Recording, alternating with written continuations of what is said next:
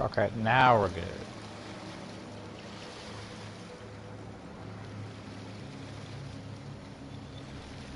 Go to the place the knave mentioned.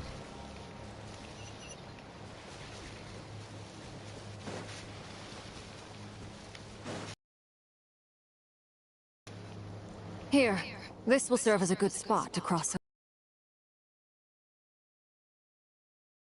Hold up a second! Since you brought us all this way, would you mind telling us what you've got planned? We still haven't got the slightest idea what's going on here. And if even Columbina doesn't know where the iridescent moon's marrow is, how do you?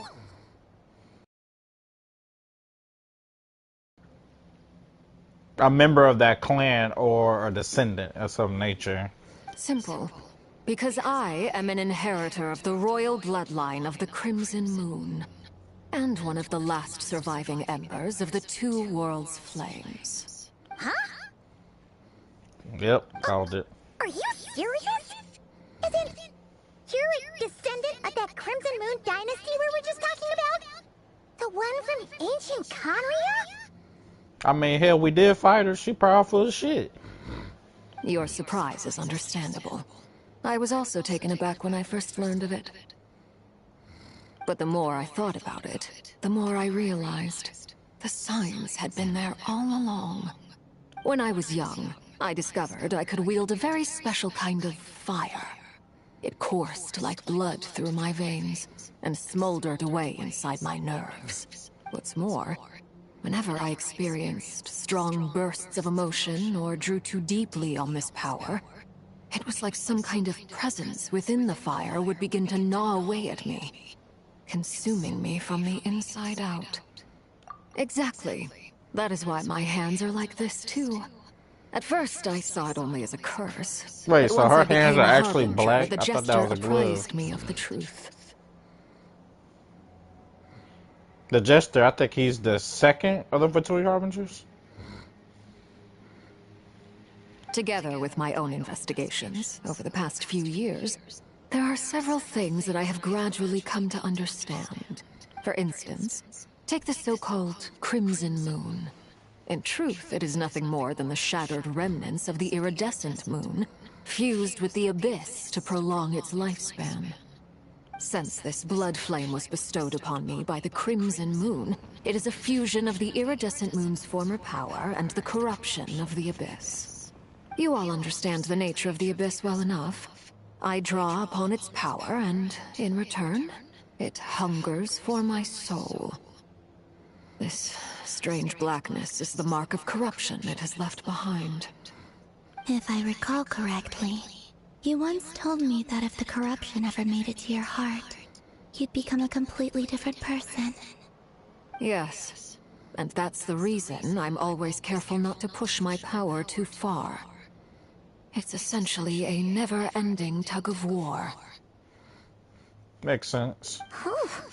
Sounds intense. Anyway, the rest of my story can wait. Is there anything else about the Crimson Moon or the Iridescent Moon that you're unclear about? Paimon has a question. So, the Crimson Moon that the Karians used to worship was actually the Iridescent Moon, right? Which was one of the three Moon Sisters. Does that mean that the Karians were to the Crimson Moon as the Frost Moon Scions are to the Frost Moon? So much of that history has been lost. We have no way of knowing exactly what they were like. But I would suspect that the Conrians weren't as devout in their moon worship as it might appear. The iridescent moon's remains simply served as their link to the abyss. Later on, perhaps someone discovered a way to make direct contact with the abyss. Or maybe there was some kind of ideological divide. Either way, a dissenting faction staged a coup and drove out the royal heirs of the Crimson Moon dynasty. Still, even with the dark sun looming high overhead, the Crimson Moon's glow never truly faded. If you want living proof, it's standing right before you. The first time we met, I sensed something familiar in your presence. When I looked at you, I felt I could see that mysterious red moon in the corner of my eye. In your flames, I saw its broken image, surrounded by a strange black aura. Well, I appreciate that you kept it to yourself. Much about the Crimson Moon is still a mystery, and I'd prefer not to end up as the object of an insane research project. Anyway, time is against us here, so if there's any other questions, they'll have to wait. Well, shit, you the one who just asked me a question. I just want to make sure I've got one thing straight. In her letter, Sandrone mentioned that since you are unable to contain the iridescent moon's marrow yourself, you intend to leave it in my custody. Correct? That's right.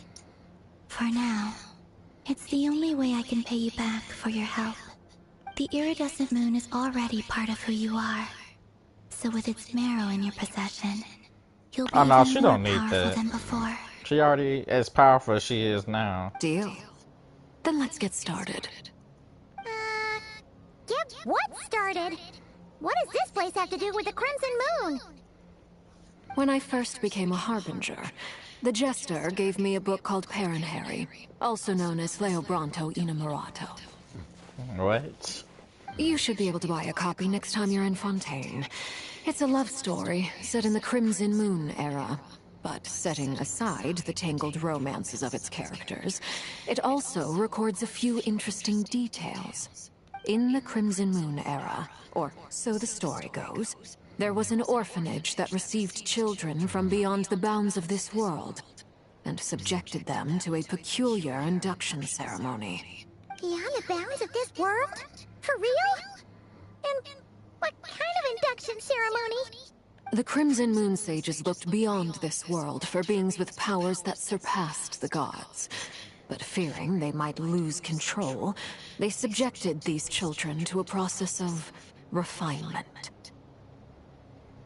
They made these children crawl up a fireplace and kept asking them, "Have you died? Did you see it?" Until they finally admitted to having died and seen a crimson moon.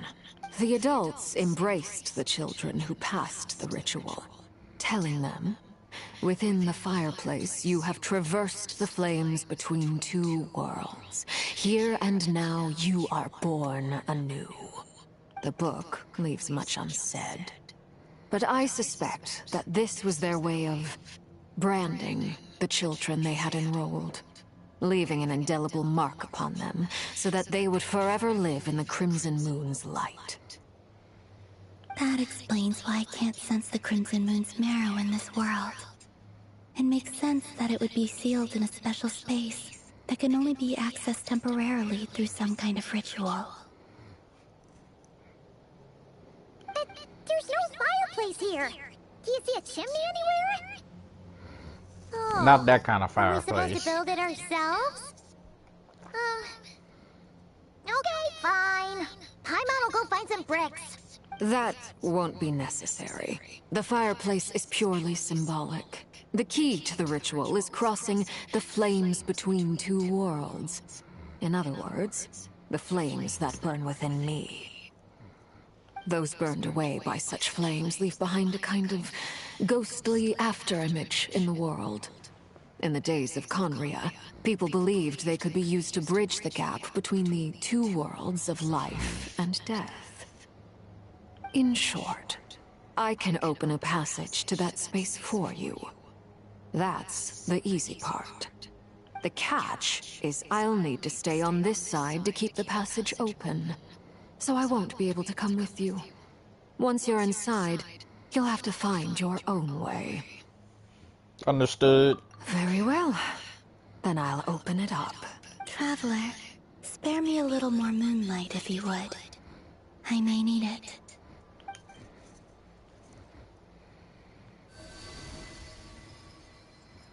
Thank you. I feel like I've recovered some of my strength now. It should be enough to move us across short distances and confront whatever dangers might await.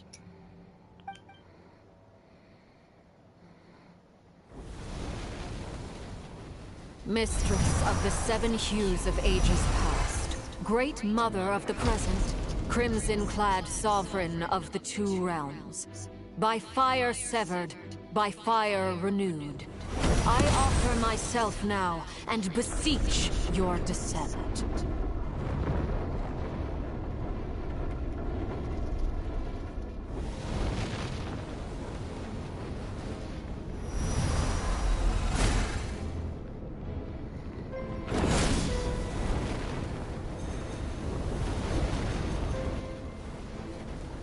Bro, she just can't create a flame stairs? Whoa!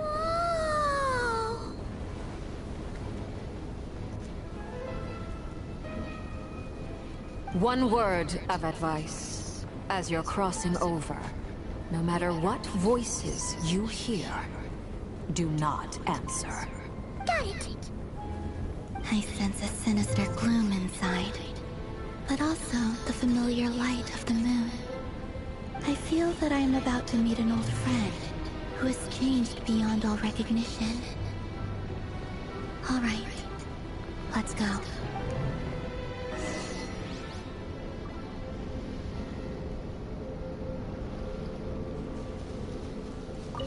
Seismic changes often begin with small windows of opportunity. This could be your window. All right.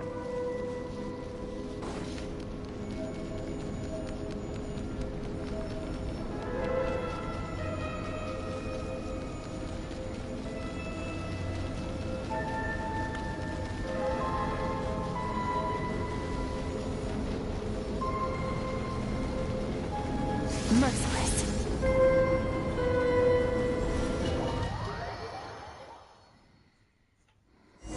What the hell? I sense your presence and greatness and your birth. Wait, who are you? You have crossed over from another world, transcendent fate itself. I have no right to.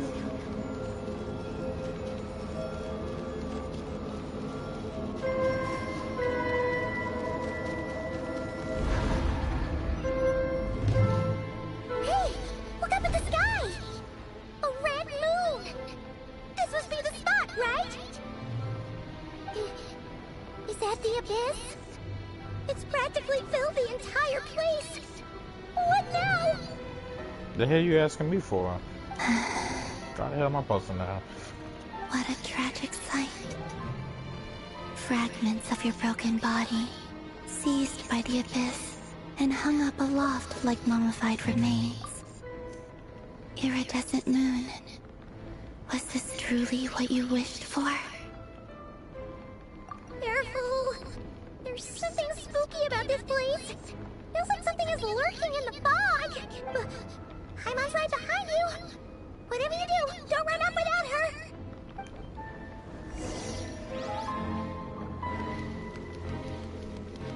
By the way, Kalamina, didn't you tell us that the iridescent moon had shattered into pieces? The moon up there looks pretty whole with Paimon. How is that possible? Do I have a map? Nope. Damn game can't even tell me where the hell I am.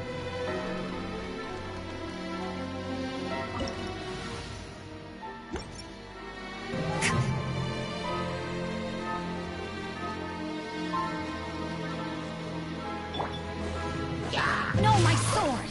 Rain outlined fearless. Whoops.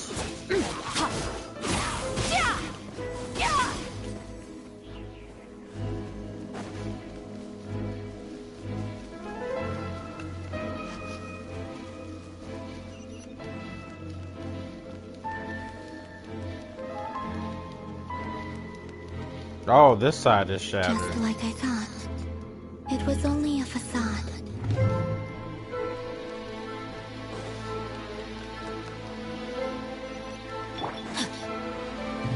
No, my sword! Let me... Another star goes out! Merciless.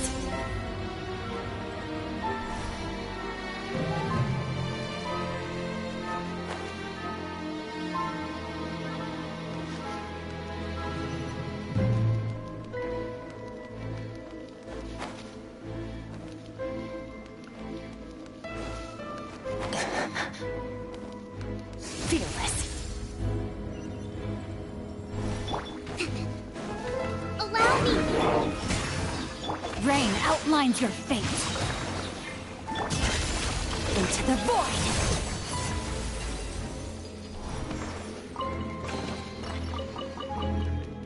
Merciless.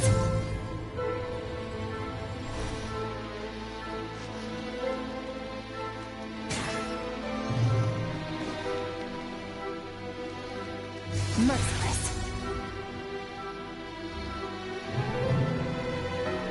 Huh? Huh? For real? That's way too high! There's no way we'll be able to reach it! No. I'm not sensing anything up there. It's coming from under the mountain. Let's see... Ah! There's some kind of weird shadow over the water! Wait, see that? Looks like a mechanism of some sort. Let's check it out!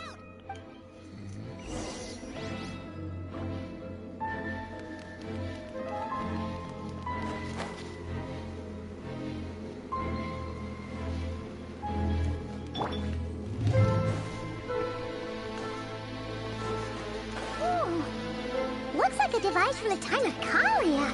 Maybe people once came here to study the Crimson Moon's domain, and they left this behind. Oh, if we can activate it, we might find some clues.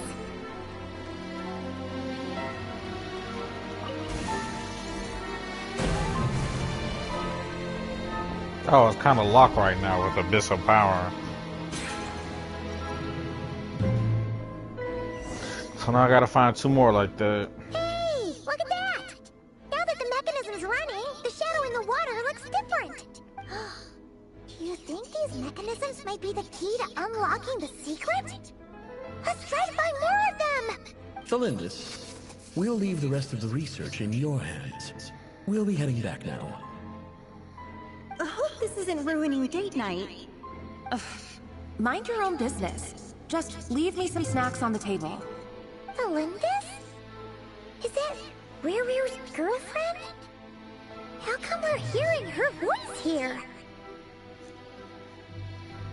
Oh yeah! So, do you think she was studying this strange space all along? The Abyss has made this space extremely unstable. Maybe that's why some of the things she said and did were preserved here. Or after images. Whenever I see this view, it takes me back to a poem from my childhood. Waning moon, oh lifeless damsel, weeping on the mountain crest. Mourning still in wistful tone, her fragile soul now laid to rest. For me, of all people, to be here investigating the mysteries of the Crimson Moon space. Is it a coincidence? Or something more? I guess she started investigating or something after she met that kid.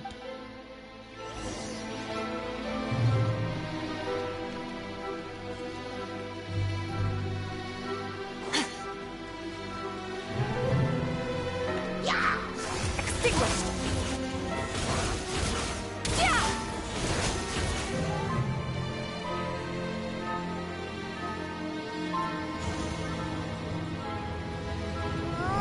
Looks like the Abyss has messed up this mechanism.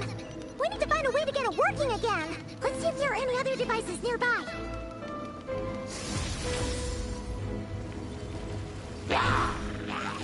Unleash! No, my sword! Rain outlines your... Annihilate! Ha! Yeah!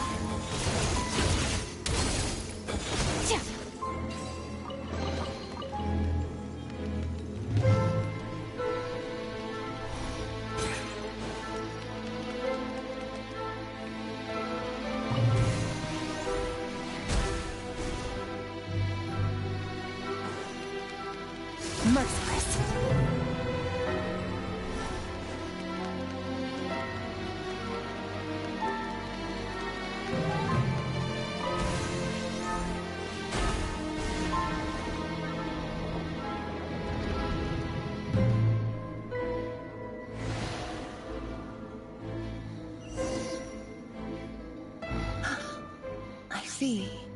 So the moon marrow, or rather the power of the 3 moons, is the key to unlocking...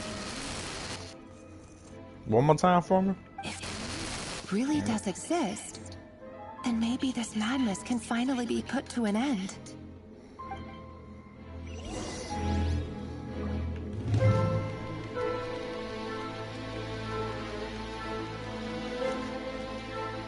I wonder what's all the way up there.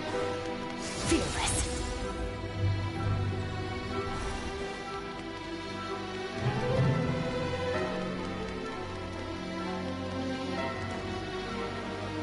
Fearless. Oh, okay, won't let me go up there.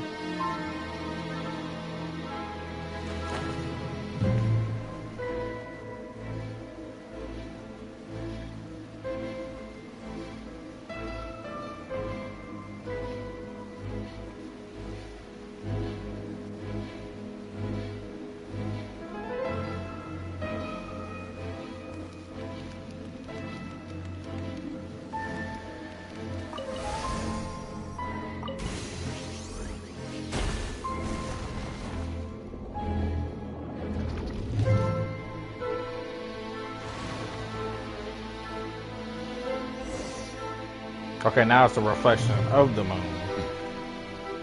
With Good the damn Abyss water. inhibitors in place, I should be able to access the chamber with the moon marrow. Oh, Revier, with every step you take, you're drifting further from what you truly desire. But you're not the root of the problem. Ever since that outsider set foot in Conria, the Vinster King has sunken deeper into madness. If only I could get my hands on that outsider. Who the hell was the outsider?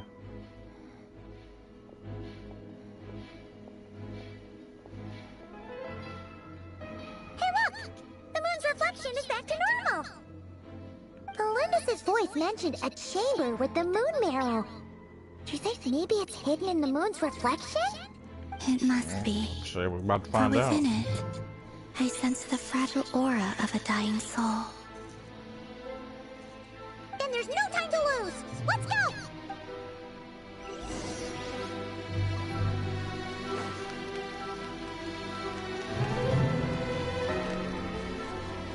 Merciless.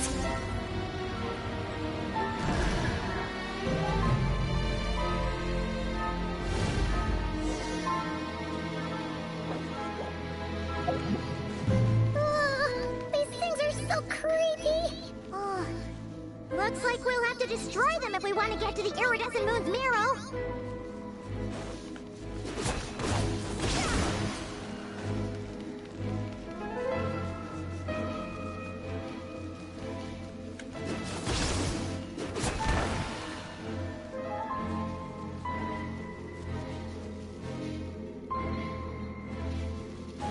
That must be the iridescent moon's marrow!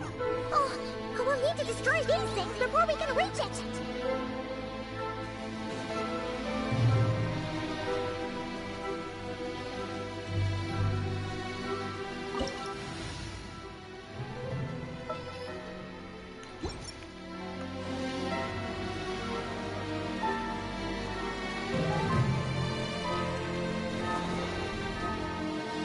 Hold the line!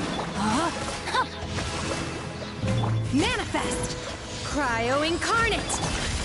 Paradigm shift!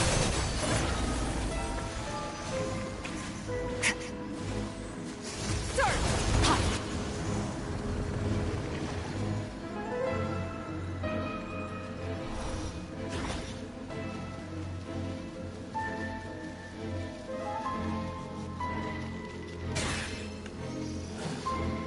Rest and reboot! No, my sword!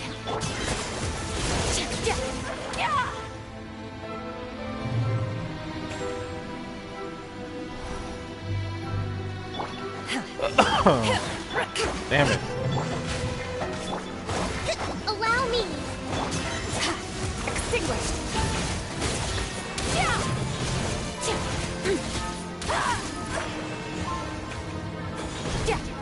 Hang in there! We're so close!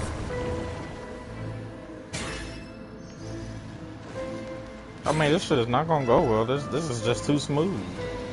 Hold the line! Rain outlines your fate. No! Unleash! And never star goes out! How the hell you get up there?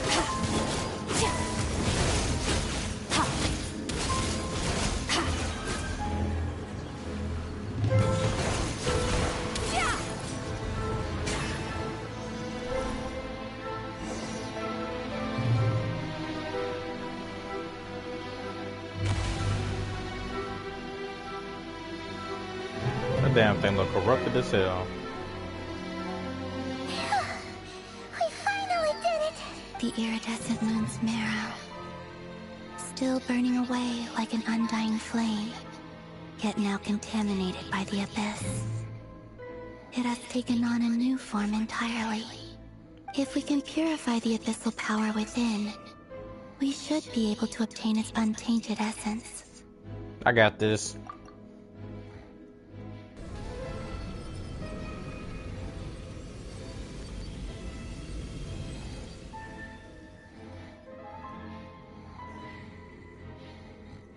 It's so cold.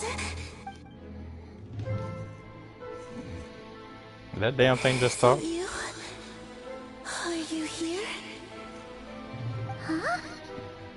Are you talking to us? At long last, I can see you once more. Our fates have crossed, and I am finally free. I'm sorry, I lied to you. Even knowing what was to come, I still couldn't let go of the fear in my heart as death drew near. The moment the moon shattered, my body began to split apart piece by piece. Like I was being cut into pieces by 1,000 blunt blades. My thoughts scattered as the cold crept in, but I could not bear to fade away like that.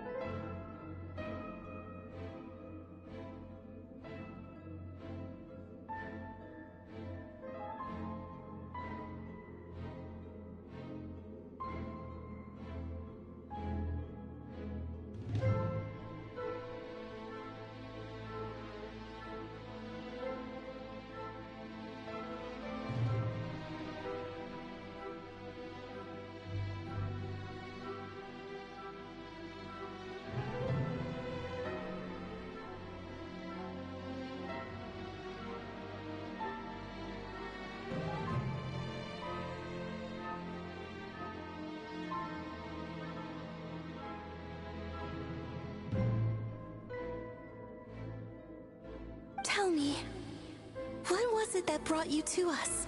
All that time ago?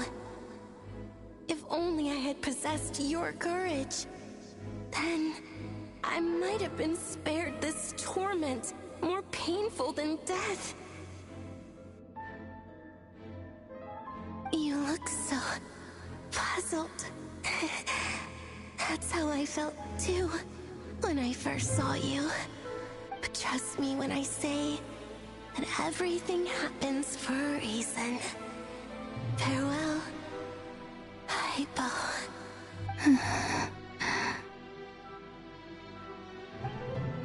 What was that all about? Was that the goddess of the iridescent moon? Oh, it sounded like she was speaking to a long-lost friend. But none of us have ever met her before, right? Perhaps. She took me for the goddess of the frost moon she once knew. For a fading soul like hers, our auras must be too similar to tell apart. But anyway, we've got the iridescent moon's marrow now. That should help you regain your strength, right? Alright. Time to leave this place and meet back up with Arlecchino. Let's go!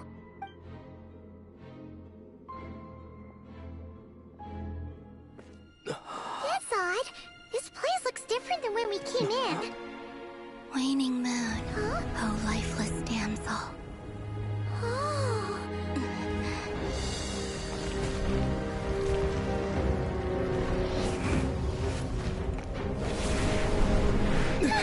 Hurry! The place is collapsing!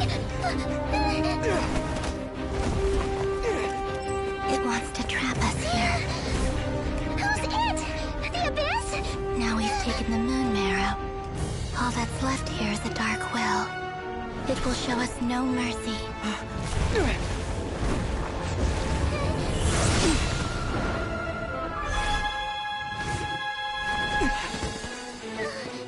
Give it back!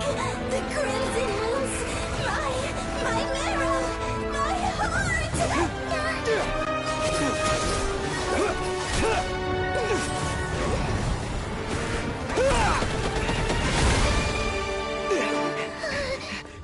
Finally! Huh? Oh no! The exit's blocked! They're back! Now what do we do? This is where you fall. Witness my rise. Hey, it's... What are you waiting for?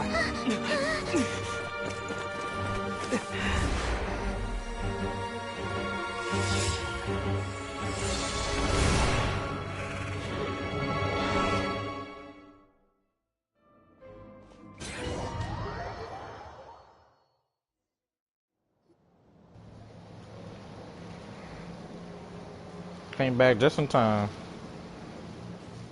We made it! Was that you, Arlecchino? Did you save us? I mean, who the hell else? Wait, your hands! They're... Oh, this? Don't worry. It's a small price to pay. The Abyss wanted to trap you inside, and I defied its will by bringing you out. No wonder it's a little angry. No. I have paid the price, albeit a small one, and it cannot be undone. My hands have already fused with the Abyss. Purification would simply destroy whatever's left of them. And she kind of need the power. She's already OP as hell. But surely... Oh... We're so sorry, Arlecchino. Paimon can't believe you'd make a sacrifice like this for us. As much as I'd like to call it a favor, the truth is I was simply holding up my end of the deal. Well, Columbina. Yes, you did your part. And as promised, I will leave the iridescent moon's marrow in your care. From this day forth, may the two worlds' flames burn ever more brightly.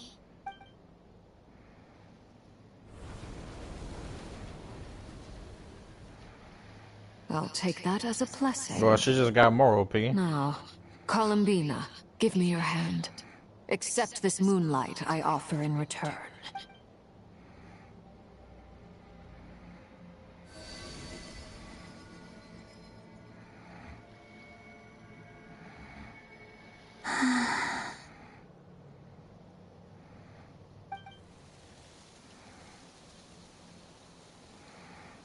Feeling stronger? Hey,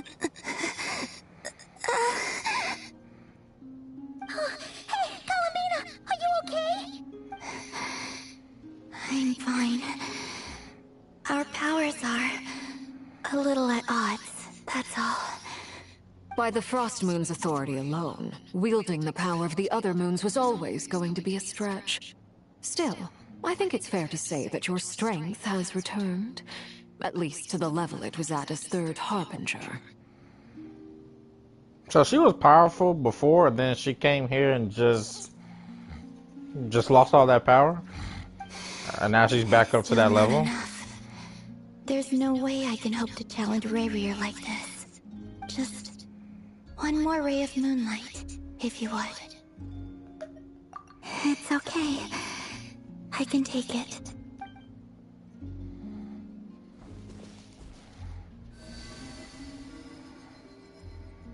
At the same time?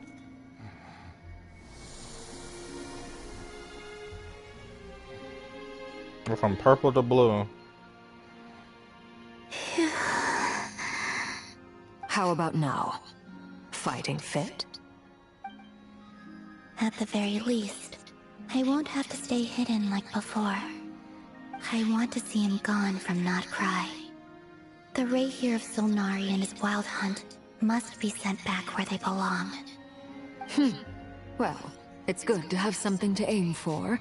You certainly seem more alive now than you did earlier. When I first met you, you didn't strike me as a ray of moonlight.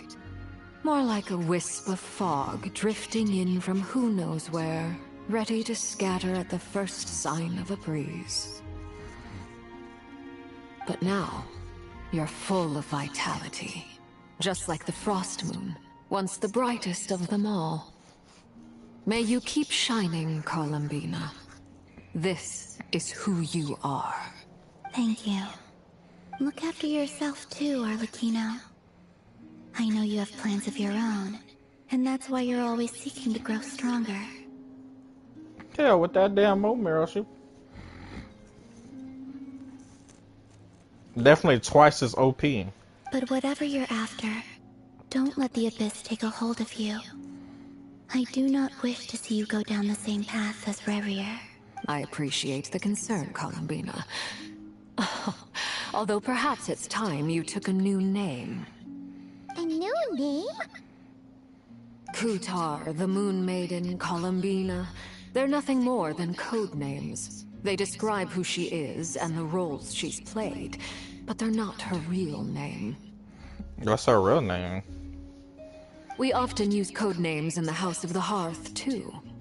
But it's knowing your real name that keeps you grounded. Up till now, you've been living a wandering life, so you've probably never really cared. All I'll say is this. Once you've defeated Rayrier, give it some thought. All right, that's it from me. I'll get you back safely first, then go meet up with Sandrone. You're the best! I appreciate the gesture. It speaks to your good character. Anyway, let's get going. There are more urgent things to do right now than trade compliments. Act 3 completed.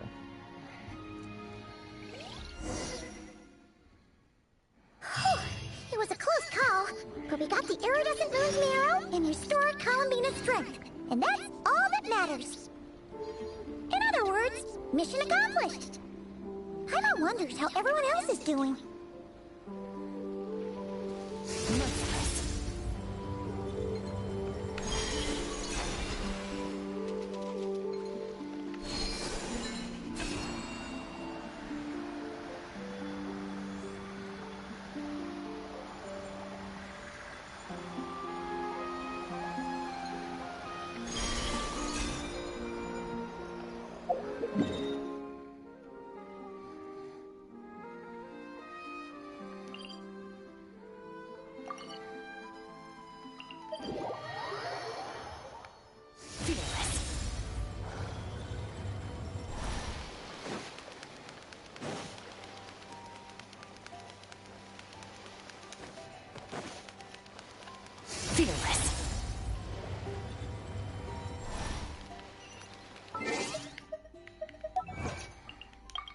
Got an achievement.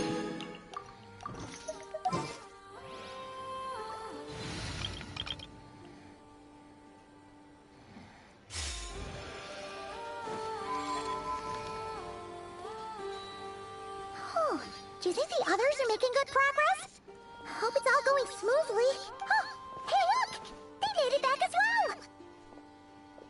Prince! Llama! How did it all go? All is well, thank you. Nefer and Yehoda had to stay at the curatorium to wrap things up, so they won't be joining us for now. I ran into Miss Anefa and Miss Aino on the way back. Their work is still in progress, so I suspect they won't be back for a while either. You seem rather cheerful today, Mr. Flint's. I certainly am. I achieved what I set out to do and came quite tedious. Hey! But I had the good fortune to run into a pair Is that of brave Albedo young and warriors. Durin? We meet again. How have you been? He's finally voiced again. So many damn people. Albedo! What are you doing here? It's been too Thankfully, long. Tracking you down turned out to be a lot simpler than we envisaged. When was that? Like right before we got to Narkar? Or he made Durin have a human form. These two courageously lent me a hand while I was fighting the Wild Hunt. When they told me they were Servarka's colleagues, it all made sense. And given how people of outstanding talent tend to cross paths, it's no wonder you're already acquainted. We did start a monster. So, who's your travel buddy, Albedo? Why don't you come and introduce yourself? I do like his design though. A gentleman of few words, I see. And a rather stern countenance. I presumed you were acquainted with him. Is that not the case? Just haven't seen his human form yet. It's nice to meet you. Again. We've technically met before. Wait a sec! You're Mini Durin! That's right. It's me. I'm glad to see you again. By the way, he says it's okay if you drop the mini. Yeah, I'm not as mini as I used to be. Interesting, isn't it? The first step towards blending into human society appears to be reflecting on whether one's name really reflects who they are. Wow! You look so different! In a good way, of course. It's great to see you looking so healthy. Thank you, Paimon. And although you're as mini as ever, I understand that diminutives don't always convey endearment. I'll be sure to simply call you Paimon as a sign of my great respect for you. Wow! You're such a smooth talker now. Paimon could get used to this. From now on, you may refer to her as your esteemed guide, Paimon. Oh, okay then. Personally, I think our little Paimon is the perfect size. When people call her Little Paimon, it's just because she's so adorable that they can't help themselves. If that's not a sign of endearment, what is? You're absolutely right, Miss Lauma. My brother still has a long road ahead of him when it comes to understanding human relationships. Anyway, speaking of long journeys, didn't Columbina, leave with you? How come she isn't back yet? Oh yeah, that's right, yeah. She's been catching up with old friends. Wouldn't be surprised if she stopped for a cup of tea or 10 on the way back. Uh-oh. Oh, there she People is. are talking about me. Hope it's nothing negative. Judging from your expressions, I'm guessing it all went well? It's getting crowded here. I'll go grab some chairs. No need. This is a job for an alchemist. I'll whip some up momentarily. Bro, you could just make some chairs. Thank you for your hospitality, ladies and gentlemen, but I was merely escorting my friends back. I'll be meeting Sandrone shortly, as we still have some things to discuss. It's been a pleasure, everyone. But this is where I'll say goodbye. You hate to see her go. We really appreciate your help. Oh, come on. Spare the formalities. I'm just glad I could help out some true friends. True friends. I understand. Well, bye for now, Harlequino. Oh, this place is hopping. It's probably a good thing one of us left. Otherwise, we might not fit all these people in. Are you saying we're about to run out of chairs? As a matter of fact, I am. Come on in and see for yourself. Act 4.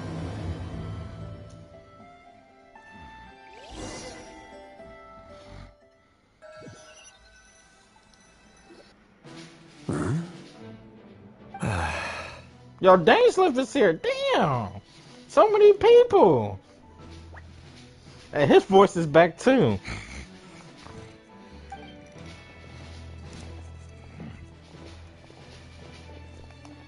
I overheard your little chit-chat outside, by the way. With Miss Columbina's colleague gone, we should be back to the original Of course crew Dainsliff would plus be the other here. colleagues Haven't I seen him brought in in. like, what, 4 versions ago?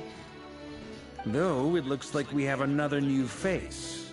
Someone else managed to rope in a colleague too? Frankly, you and Paimon are the only people I know here. This here is Dainsliff, colleague of Tibet's greatest guide, Paimon, and greatest adventurer, the Traveler.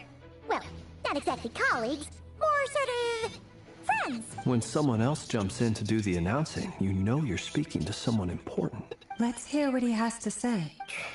Note to self. Once Paimon knows your name, the rest of the world will soon follow. Good point. When he comes looking for us, it's usually something important. Paimon's guessing you've heard about the wild How the hunt hell then. did he find me? From the looks of it, you're about to hold a meeting. If I were to say that the Wild Hunt is our mutual enemy, would that earn me a seat at the table? As the saying goes, the enemy of my enemy is my friend. Mr. Dainsliff, there's a seat with your name on it. Though, I can't promise the same for everyone else. Hey, Albedo, think you can rustle up a couple more chairs? After all this time apart, Grandmaster Varka's first order is to rustle up a couple more chairs. I've missed this. Is he being sarcastic? Hey, he's your brother. Why are you asking us? I've still got a lot to learn about the nuances of human conversation. Trying to decipher Albedo's way of speaking has been like jumping in at the deep end. You'll get it. Oh, good point. Paimon gets you now. Don't sweat it. There are people who go their whole lives without getting the hang of it. You're ahead of the game already. Was she just I crying? wonder what's taking Nefer so long. Perhaps you should go and check in with her. If anyone can hurry her along, it's you. I just got back from the curatorium. Besides, aren't you curious to see what's taking her so long? Miss Nefer doesn't strike me as the type to share secrets. And since gathering intel is her specialty, I'm guessing she'd prefer to keep her methods confidential. Best to let her do her thing. Under such circumstances, would it not be tactless for me to impose? Oh, but it's fine for me to impose. What can I say? You have an unrivaled ability to garner people's affection, Miss Moonchanter. Besides, you have far more in common with her than I do. All right then. You just got here. Impressive. She barely fought back at all. I admire your powers of persuasion, my friend. As I'm sure Miss Lauma will realize soon enough, the trick in life is to always pitch in with other people's responsibilities so that you can be selective with your own. That's crazy. If Arlecchino would have stuck around, she would have met Dainsliff. Another trick is to simply hide in the background. Spoken like a true sage. Anyway, looks like we've got some time to kill before the meeting. Let's take a little breather, folks. And feel free to chat amongst yourselves. We'll get down to business once the other two arrive.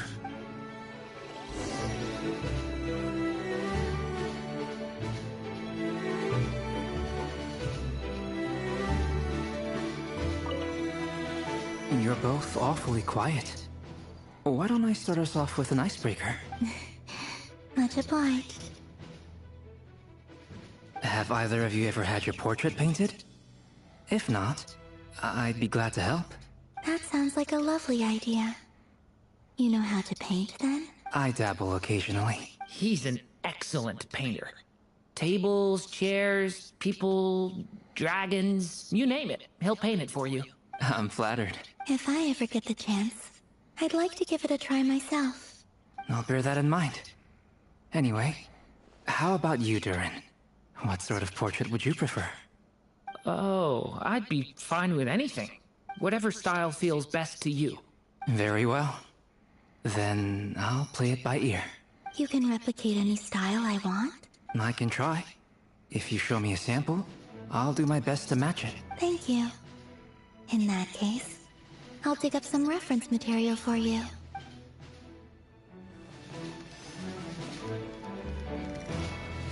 Is there something you'd like to say to me? Yeah! For starters, why'd you just show up here without even giving us a heads up? Ain't he always like that? If you think back to our previous interactions, you may recall that that's hardly out of character for me. That's what I was thinking. You do have a point there. Oh yeah! You'll need to find somewhere to stay tonight too, right? Wanna tag along with us? You never know. We might get a group discount. Sure, let's do that. Great! Paimon will handle it!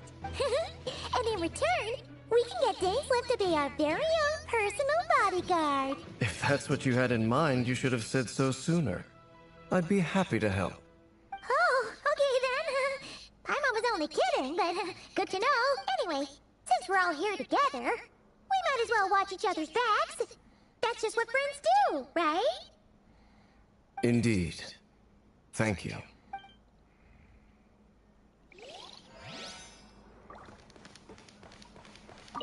Truth be told, I can't remember the last time I was in a meeting with so many people.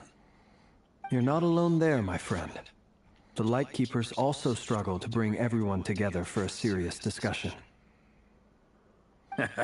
I don't doubt that. I've only ever met two Ratniki, one being you, and the other being that young guy, Itlua.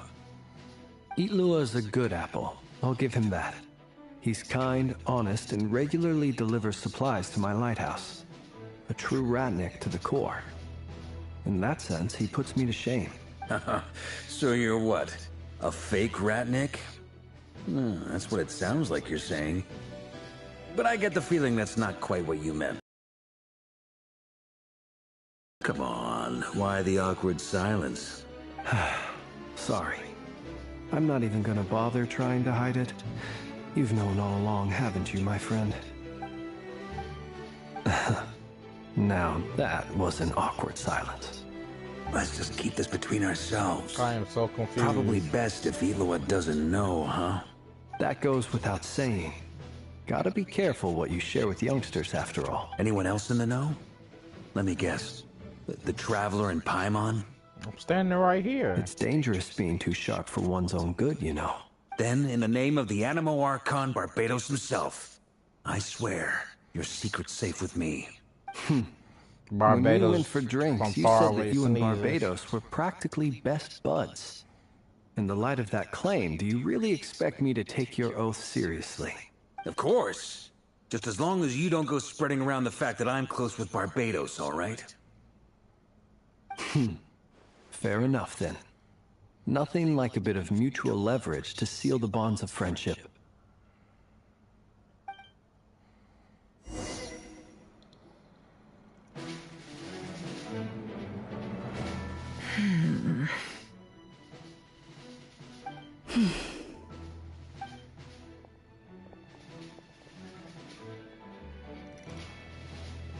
Ah, Miss Nefer. You made it after all. But what about Yehoda? I'm here to give you an update on how things are going on our end. Once this is over, I'll be heading straight back to continue my work. I left Yehoda back at the Curatorium to watch over things while I'm gone. Huh. So much for just this once. Not so loud! We're on a roll here. What if she remembers and suddenly decides to back out? Did you say something, Mr. Varka? Huh? I didn't say anything. Right, Flint's? Must have been a frog. They get so noisy around here at nighttime. It's like they're putting on a concert in the background. Anyway, before we begin, there's a few introductions to make. Let me start by saying that it's an honor to be speaking before so many distinguished colleagues and collaborators. First up, we have Miss Lauma. As Moon Chanter, she's the leader of the Frost Moon Scions, a local religious community in Nodcry. Then there's Miss Nefer, boss of the Curatorium of Secrets, an intel gatherer extraordinaire. Nefer is leading the investigation into Rarer's background, assisted by Yehoda and Lauma.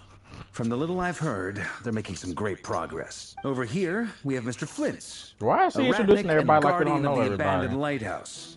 In our last operation, he courageously distracted the Wild Hunt to buy time for the rest of us. For those of you who've never met, this is Mr. Albedo, a renowned alchemist and captain of the Knights of Favonius investigation team. By his side is a new face for us all, myself included. Mr. Durin, who's come to lend his aid. Next up, we have the Moon Maiden and former Fatui Harbinger, Miss Columbina. Then we have the Traveler, who's earned more titles than I could possibly hope to list out, so I'll spare you the rundown. And Paimon, the ultimate travel companion and quite possibly the best guide in all of Tevat. Whoa! That's a lot of people! Great turnout! Miss Nefer, it looks like you might have another job coming your way, so, congratulations on the booming business, I guess. You think I haven't got enough on my hands as it is? Who's looking for me now? That would be me, Miss Nefer. I have a commission for you. And you are? Who I am doesn't matter right now. What does matter is that I'd like you to gather more intelligence about the Recher of Solnari. Well, it's not as if we never take on anonymous commissions. But in your case, I'll have to decline. I'm gonna take a wild guess and say your job's probably more hassle than it's worth. Something about you seems like bad news. It's my eyes, isn't it? Conrian, I assume. And what's with the mask? Are you trying to hide your identity? In any case, the fact that you're even still alive raises an awful lot of questions for me. My name is Dainsleif. And yes, I am from Conria. As I'm sure you're aware, the Recher of Solnari's real name is Rerir. He was once an acquaintance of mine. Really? Then you must have been quite an influential figure yourself. You flatter me, but none of that matters anymore. My point was simply to clarify why I have asked Miss Nefer to investigate Rerir's background. So you're both from Conria, and it sounds like you used to be friends? What am I missing here? Surely you already know how he became one of the Five Sinners. I'll tell you everything I know. The history of Conria, the names and identities of the Five Sinners. I remember it all like it was yesterday. I have never spoken openly of this before. But the truth was exactly as people say. The Five Sinners were each driven by their own desires, and it was by playing upon these that the Abyss tempted them to their fall, tearing Conria apart in the process. The visionary, Vedafenir, who wished to foretell the future. The wise, Haroptatir, who sought limitless knowledge. The visionary, I'm pretty sure that's Skirt's master. Gold, Rhine-daughter, who desired to create life. No, her master was the foul. God damn it. Surtologi, who pursued supreme And the Rhine-daughter, strength. that's Albedo's and Durin's mother. And last, but not least, Recher of Solnari, Rerir, Ravager of the Moon. Of the five, Rerir is the only one who remains a mystery to me. He never harbored grand ambitions. So what changed in the space of a single night? How did he come to fall like the others? In other words, you're saying that his change came as a shock to you, and you have no idea what actually happened? That's right. You mentioned how the Abyss tempted them, which led to their fall. But what did that look like in practice? And what other context can you give me about the events of that time? The more detail you can give me, the better. Strangely, now that it comes to it, I hardly know where to begin. The fateful night took place during the era of the Eclipse Dynasty. One day, Oh yeah, my his elder brother is the brother, visionary. the visionary, Vedafenir, was summoned to the palace by the Vinster King, only for the king to gouge out his eyes and cast him into the dungeons. When I came to hear of this, Damn. my fury knew no bounds. I gathered together every ally I thought I had, and together we set a night to storm the palace and free Ved. Centuries on, the memories of that night still haunt me like a never-ending nightmare. We broke through the palace gates, just like we had planned, each striking towards our separate targets. But then, I was betrayed. Even Vedafenir, the very person I had come to rescue, abandoned me and partook of the Abyss's power. So, it's personal after all. Then tell me, Mr. Dainsleif, what price are you willing to pay? You, of all people, must know that nothing comes for free. I cannot say what price would be worthy of such a commission. But know this. Rerir was not always a madman. Believe it or not, there was a time when he was just an ordinary man, working for the Conrian Intelligence Service.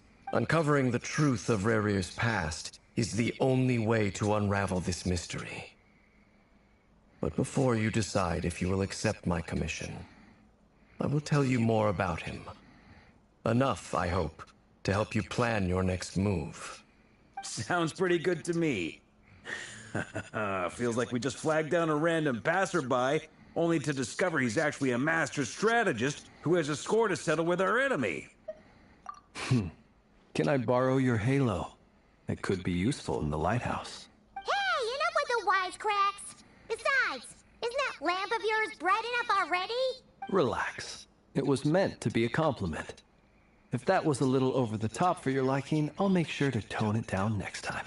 I'll give your proposal some serious thought, Mr. Dainsleif. Let's speak in private once the meeting is over. Before that, there's a few things I'd like to share. Oh, now the traveler's talking. Oh yeah, talk about what the hell just happened. Now that we've united the hearts of the three moons, your power should be greatly enhanced. But it seems like that hasn't happened yet. I believe it will take a little longer. You've done so much for me, so I want to be completely honest with you all. Even though I'm doing a lot better now, the truth is, my recovery will likely be an ongoing process. From the moment I was born, my power has been slowly ebbing away. And that is because Tevat has never accepted me. Even with the moons united as one, it seems my rejection cannot be undone. So far, I have yet to find a solution. It may turn out to be a problem that will plague me until the day I finally leave this place behind. Even so, I will do everything in my power to help you drive out the Rayhir of Solnari. As Arlecchino put it, this is not about chasing the spoils of victory. It's just a gesture of heartfelt gratitude. Kutar. Defeating the Rayhir Really? of Solnari will be no easy task. Sounds the same to me. While my strength slowly recovers, we'll also need to gather more intel. Naturally. We should take all the help we can get if we hope to defeat him. We've considered several viable plans now, but our choice hinges on the answers to a few key questions. Is it even possible to kill Rerir? What experiences shaped the person or monster he became? And what's he really after? Given Albedo's expertise in alchemy, I think we should leave him to try and answer the first of these questions. Understood. As for the other two, I'm afraid we'll have to count on you again, Miss Nefer. Believe me when I say it's not my wish to burden you. But right now, relying on your skills is our only option. So you're placing all your hopes on me, huh? We can't thank you enough for agreeing to help us. Honestly, I can hardly believe how lucky we are. You sure have a talent for changing your tune, Miss Moonchanter. Timid like Yehoda one moment, then flinches insincere flattery the next. Ladies, please. I must object to your portrayal of me. That's all. Feel free to keep bickering. Just pretend I'm not here. Yeah? I almost don't want to leave this room. I'm curious. Faith in you, Miss Nefer. Something tells me you'll stand by us until the very end. Oh? And what makes you so sure of that? What if I suddenly decide that my compensation is insufficient? This isn't about the money. I can sense that you've got a deep-seated distaste for Rerir. And knowing you, that alone is motive enough. Look at them getting along so well. Like two peas in a pod. And I'm the one they accuse of insincere flattery. There is no justice. Miss Lauma, you have to understand something. Unlike you, I don't actually enjoy having everyone's hopes on my shoulders. Is that right? Well, maybe the fact that I'm willing to put my hopes in other people says more about me than you. But the fact is, I also trust you. And that's because I know that you're someone we can count on. Anyway, we've got our plan, so let's get moving. Mr. Dainsliff, let's talk. And Traveler, once we're finished, if you've nothing else planned, I'd like you to come with me. This whole experience is teaching me a lot. For instance, I now know that when other issues come up in the future, I'll have far more luck getting Lauma to convince Miss Nefer than trying to do it myself. Hate to say it, friend, but that's one of the funniest things I've heard in a while. Why? You think I've got it wrong? No, you definitely right about it. Quite the opposite. But what makes it so hilarious is how long it's taken you to realize.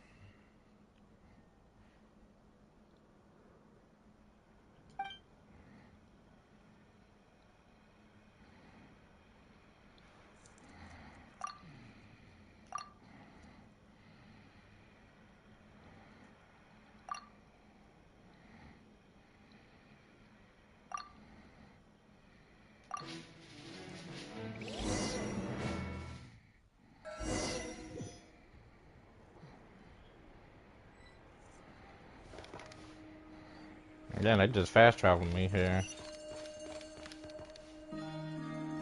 The hell is this?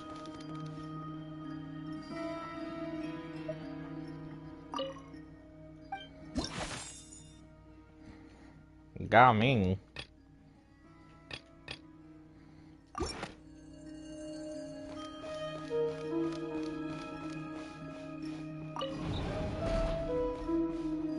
Yeah, she got another damn broom.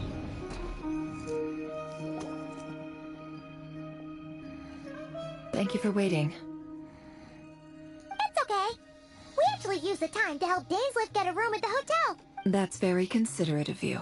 Now, I trust you share my curiosity about Rerir's past, and you seem fairly familiar with Mr. Dainsliff already. We spoke at some length after the meeting. He was the one who suggested I should invite you to join this operation. He feels confident that these secrets will be safe with you.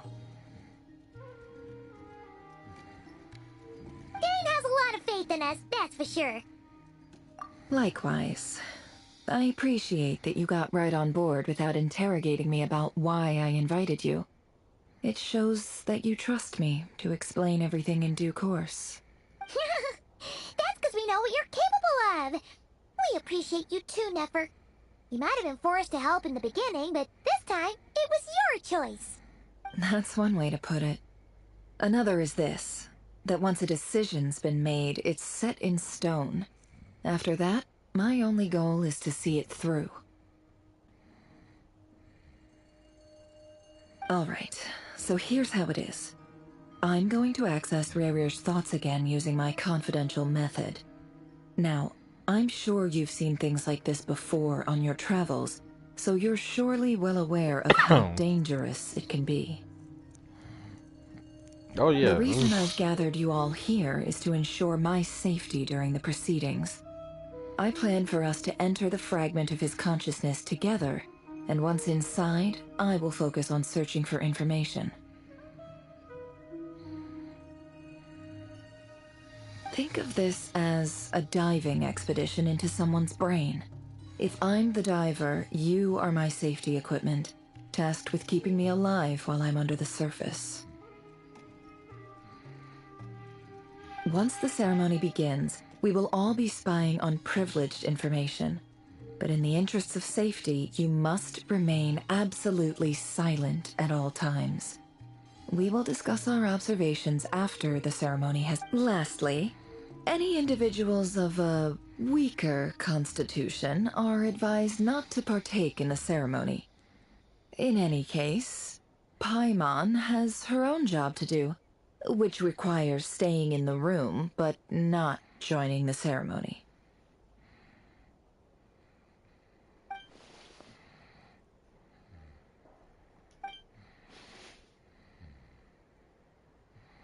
Well, good luck, everyone! Sounds like all Paimon can do is cross her fingers and root for you guys. There's a little more to it than that. I was being serious when I said you have a job to do. While the rest of us are inside Rarir's mind, I it's like how your Hoda imperative just that been we have a standing team there and not member on the saying outside. nothing. In the event that something goes wrong, you will be our first responder. I don't anticipate any issues, but the extra level of safety will be greatly appreciated. I second that. This Yep, is there a it is. dangerous operation here, and you're our whole rescue team. That's pretty much the most important job in the crew. So, Paimon's like the lifeguard? Yeah, that makes sense. Alright, got it.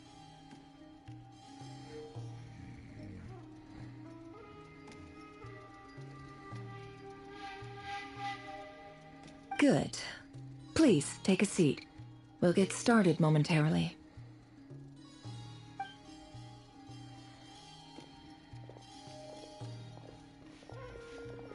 So, did Mr. Dainsliff tell you anything else? He told me that he believes Rarir kept some big secrets in his life. He's not sure that they were the cause of his eventual downfall, but he's asked me to uncover what those secrets were all the same.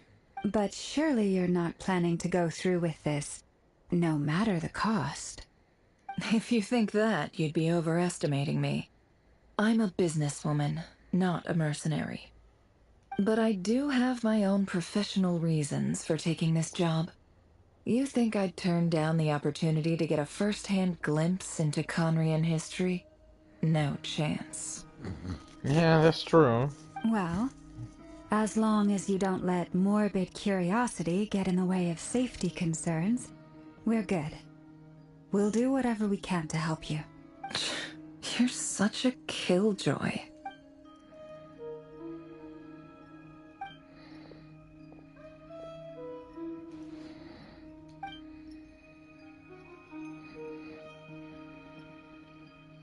All right, I'm good to go.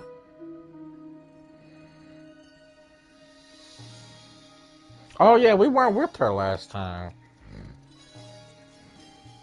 Tripping. All set over here too. Promise, Paimon, you'll be extra careful. All right. Let your whole body relax. We're about to begin. Close your eyes.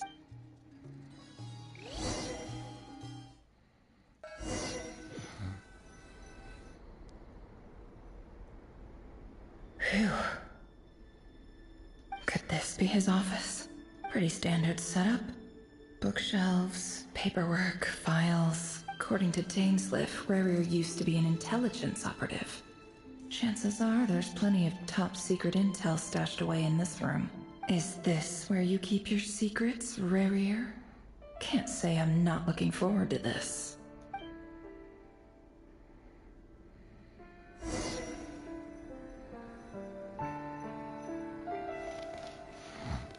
He looks even gloomier than last time. I wonder what's changed.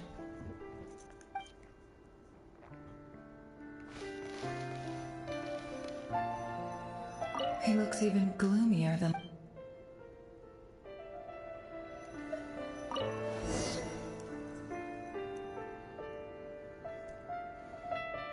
Today's files are in.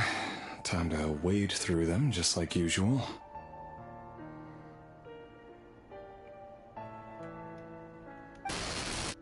Male, 51. Occupation, cook. Confirmed Crimson Moon descendant. Has maintained frequent contact with other descendants over the past year. Poses a threat to the dynasty.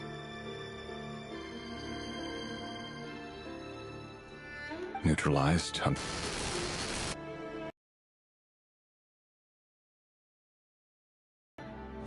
This one should be archived under purged targets.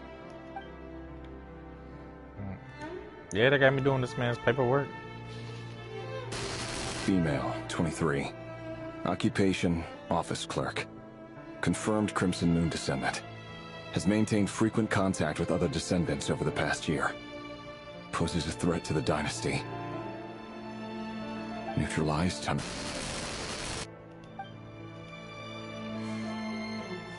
Another one for purged targets. Sounds like she was that other man's daughter. Never mind. What's it got to do with me?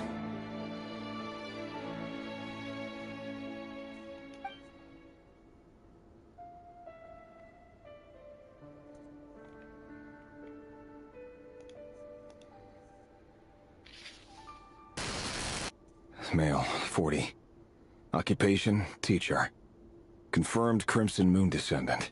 Has been observed making contact with other descendants during the past year. Poses a threat to the dynasty. Neutralized on...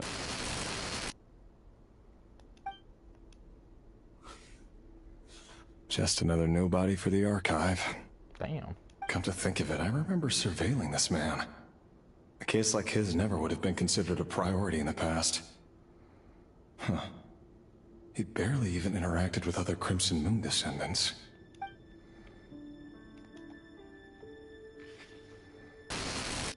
Female, 16. Occupation, none. Orphan and confirmed Crimson Moon descendant. Has been observed making contact with other descendants during the past year. Poses a threat to the dynasty. Neutralized on...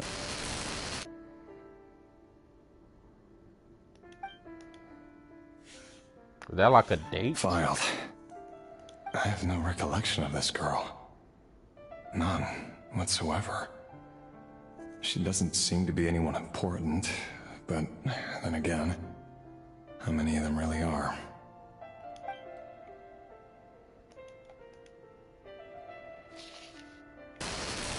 Female, 13.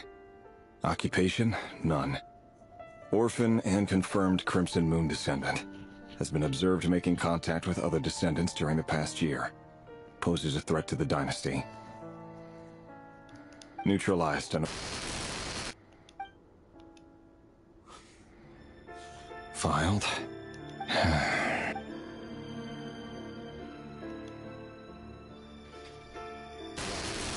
Male, 11. Occupation, none. Orphan and confirmed Crimson Moon descendant. Has not been observed making any contact with other descendants during the past year. Poses a threat to the dynasty.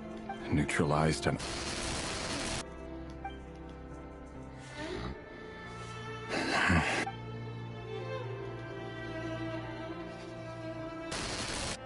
Male. 6. Occupation, none. Orphan and confirmed Crimson Moon descendant. Poses a threat to the dynasty.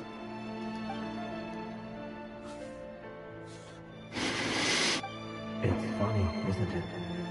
Your job is becoming both harder and easier at the same time, depending on how you look at it. Sooner or later, the Crimson Moon descendants will be completely wiped out. But as their numbers dwindle, they become harder and harder to track down. That's not how it is. Fortunately, however, most of the able-bodied adults have already been taken care of. The remaining weaklings will be increasingly Yeah, they could give me the same pictures.